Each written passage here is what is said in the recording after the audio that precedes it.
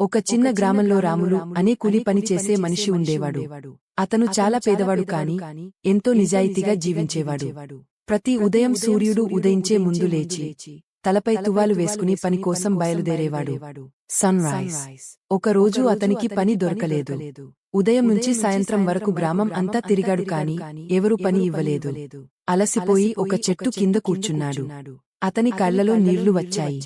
నా పిల్లలకు ఈ రోజు తినడానికి ఏమివ్వాలి అని తనలో తానే బాధపడ్డాడు. పెన్సిఫేస్. అప్పుడు అక్కడికి ఒక వృద్ధుడు వచ్చాడు. రాములు బాధగా కూర్చుని ఉండడం చూసి అడిగాడు, ఎందుకు బాబూ ఇలా బాధగా ఉన్నావు? రాములు తన పరిస్థితి చెప్పాడు. వృద్ధుడు చిరునవ్వుతూ చెప్పాడు, పని చిన్నది పెద్దది అనేది లేదు, మనసుతో చేసే పని గొప్పది. అలా చెప్పి తన ఇంటి దగ్గర ఉన్న మట్టి రాళ్లు తరలించే పని ఇచ్చాడు. రాములు ఎంతో కష్టపడి సాయంత్రం వరకు పనిచేశాడు. వృద్ధుడు అతనికి మంచి కూలి ఇచ్చాడు. రాములు ఆనందంతో ఇంటికి వెళ్లి పిల్లలకు తిండి తీసుకెళ్లాడు.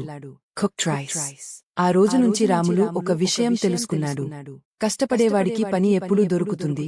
నిజాయితీగా జీవించేవాడిని దేవుడు ఎప్పుడూ వదిలిపెట్టడు. Glowing star. నీతి. కూలి పని చిన్నది కాదు. కష్టపడి సంపాదించిన ఒక్క రూపాయి కూడా ఎంతో విలువైనది. 100 పాయింట్స్.